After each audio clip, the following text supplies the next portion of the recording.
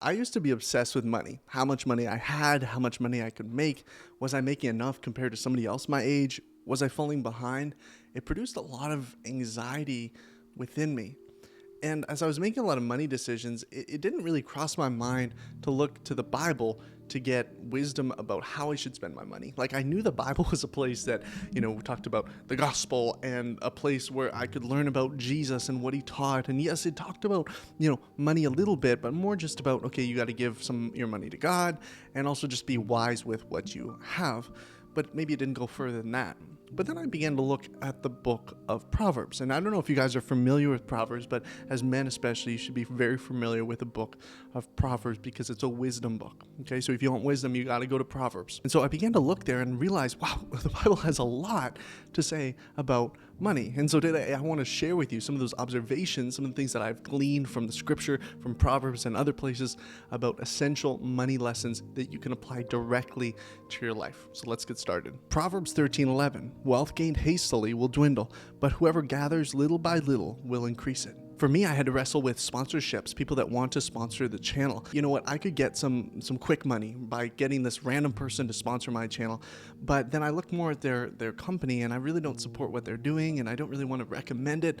And so now I'm kind of in this battle of saying, okay, well, I could get this money quickly and then I could invest it back into the ministry, and then that would help me better. And so maybe this is the right decision. But then I look to the Bible and it says, okay, if you're looking to make money hastily, right? That's not going to last, but little by little it's going to pay off. It's going to build wealth. And so I'm saying, okay, you know what? I'm going to say no to this brand deal because, hey, yeah, okay, what's that money right now? But it's going to degrade my ministry and my credibility. And it's also not something that I want to be promoting out there.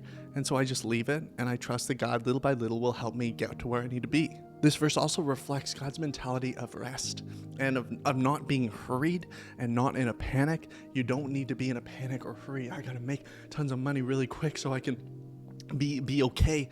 No, be at peace, okay? Like, yes, we need money to live, but trust that God is going to help you build something, and you're going to take the steps necessary to build something over the long term and not just over the short term. 1 Timothy 5:8, but if anyone does not provide for his relatives, and especially for members of his household, he has denied the faith and is worse than an unbeliever. This is so skewed in our modern culture because we live in an egalitarian culture where men and women are just treated as the same. Men have a job, women have a job. Sure, women give birth to the kids, but a couple months later, they're off back to work and the kid is off to daycare for the rest of their life until they're 18 and they move out of the house and they continue on the cycle. To me, this is so damaging, and the Bible reaffirms that this is damaging. This is not God's way of the family structure. Men are to be the providers. This is a lot of responsibility, obviously, and even in my own life, this has provided a lot of anxiety. But trusting God in Him saying that He will be with us, He will provide for us. Like, we don't need to be anxious because look how He provides for the lilies of the field and for the birds of the air. He's got you. It's okay. But you need to take on that responsibility. You need to say, okay, hey, this is on me, and step into that role. Men that don't do this put a massive burden on their wife and send their family into just disconnection. Proverbs 13:22, a good man leaves an inheritance for his children's children, but the sinner's wealth is laid up for the righteous. There was this trend for a little bit where millionaires and billionaires would talk about, I'm not leaving anything for my kids. Like, it's all going to be donated. It's all going to be given away. They're going to have nothing. They're going to have to start fresh because I don't want them to be spoiled or anything like that. And to a degree, I can kind of understand that. And I used to think that was kind of an okay thing to do. But then I was thinking, hey, you know what? It's not about them being spoiled. It's about you raising them in such a way where they, like you, hopefully, can utilize your resources, your wealth for the glory of God. I don't know if you guys have ever received some money from a relative, even a small amount, but you know what a blessing that is. You're like, wow, this is really kind of them. This is a great thing. So that fear that, oh man, they're going to get spoiled, or they're going to use this and misuse it. Like, hey, well, raise them right. To teach them the ways of God and how He wants them to steward the money. And it says in the Bible here that it's a good thing to leave a generational inheritance. It's a good thing. Ecclesiastes 5:10, he who loves money will never be satisfied with money, nor he who loves wealth will with his income. This is also vanity. God says that those who love money will never have enough of it. This is a really kind of a deadly lesson, because if you love something, you expect that if you have it, then you'll be happy, right? If I love cupcakes, then the fact that I would have a cupcake in my hand would mean that I would be a happy person. But no, God actually says, hey, if you love money, though you have money in your hand right now, you have money in your pocket, you have money in your bank account, you will never be satisfied with it. You will never have enough. That's a curse. That is a curse. And it tells me, hey, stop loving money. Stop loving the things of this world, because they won't satisfy, and they won't satisfy you, and you will never have enough of them. Our next lesson comes from Matthew 25, and Jesus talks about men that receive talents from a master. And it talks about how one man receives 5 talents and he multiplies them. He gets 5 more talents and he brings them back to the master. And another man gets 2 talents and he multiplies them and he gets 2 more talents and he brings them back to the master. And there's one man that receives 1 talent, and there's a reason he receives 1 talent, because this man doesn't know how to use it. He buries it in the ground and he just keeps it until the master returns and he gives it back to him. And the master says, you did nothing with what I gave you. It reminds me of a story of my little brother. We'd both received money from our birthdays are fairly close. And so we'd both received money from our grandparents for our birthday. And with his money, he bought a shovel. And with my money, I just put it in the bank, because I was a real saver. And so I was like, okay, hey, he's spending his money. I'm saving my money. This is a great thing. But then when he bought his shovel, I was like, what are you doing? Why are you buying a shovel? This big shovel that can kind of carry tons and tons of snow. And then he goes about handing out flyers from door to door, putting them in people's mailboxes, and he starts his own little business of snow shoveling. And I'm like, man, what is he even doing? And then he goes out early morning and he goes about shoveling these walks. And here he is, multiplying his money, multiplying what he has. And it's pretty epic. And meanwhile, I'm thinking I'm smart because I didn't spend my money. I put it in the bank account, but I got a lot less than him now. And so I think about it. It's like, okay, hey, in that context, yeah, I'm getting a little bit of interest. It's pretty minute in the bank. But he's the man with the 5 talents, and he goes out and gets the five more talents. Or maybe even the man with 2 talents, and he gets 2 more talents. But I'm the man with 1 talent, and I just kind of put it in the ground because I'm scared of losing it. That's not a way to go about it. We shouldn't operate with our money out of fear, but wisely, and trusting that God will use what we do to multiply it. Our next lesson comes from Mark 10, and this is the story of the rich young ruler. A young man comes to Jesus and he says, hey, Jesus, I've kept the law from a young age. I've honored my parents. I've kept the Sabbath. I've done everything I need to do. So what do I need to do to inherit eternal life? And Jesus says, give away all your possessions. Get rid of all your money. And the man walks away sad.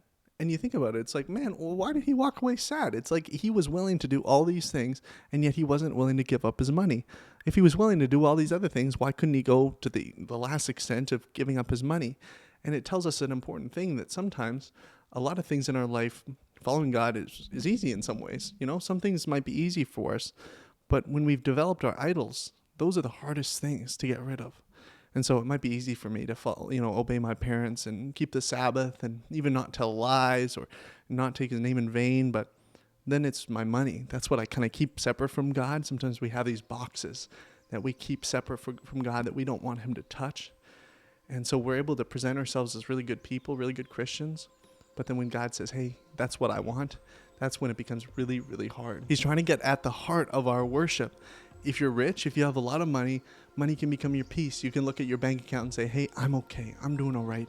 And if you don't have a lot of money, money can become your hope to say, one day I'll get money and then I'll be happy and then I'll be joyful. That is what we worship. What we find our hope and our peace in is what we find our worship in.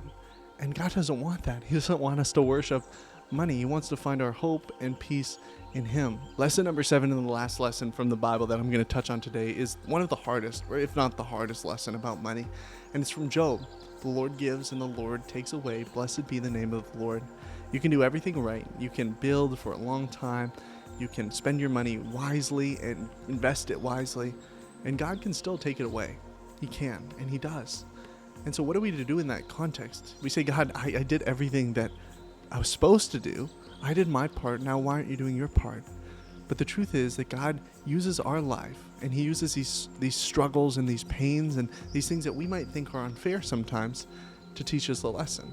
And the lesson usually comes back to this. We need to look to Jesus for our everything, for our hope, for our dream, for our satisfaction, for our peace, for everything. I want you to know this, that God is in control, that he loves you, that he cares for you. And the things that might seem hard right now are all purposeful tools that God is using in your life to draw you to him. And he's asking you to be receptive to that. He's asking you to be open to what he wants to do in your life. And some people, they might just get bitter at God. They say, God, I did what you wanted me to do. Why are you doing this to me? Why are you taking away what I worked so hard to achieve, to accomplish? I thought this was going to pay off. And we can look at God with anger and bitterness, or we can look at him and realize what he's doing. He's trying to show us that he's the most beautiful in the whole universe, that he has everything in his hand, and that his ways are good. At the end of the day, it's about trusting in his character, trusting that his plans are actually good. It's an easy thing to say, but today I'm asking you to cry out to God to give you the strength and the hope and the confidence and trust in him that he is good, that regardless of what happens with your money or your life, that he's got it under control, and you can trust him in that. I hope you got something from this video. I hope you were encouraged by it. Let me know in the comments down below which one of these lessons was most impactful for you. And I encourage you to pass this video on to a friend of yours that you think might benefit from this content. If you want to support what I'm doing here at Men on Mission, join on Patreon down below. That would be a huge blessing. And until next time, keep pursuing the mission.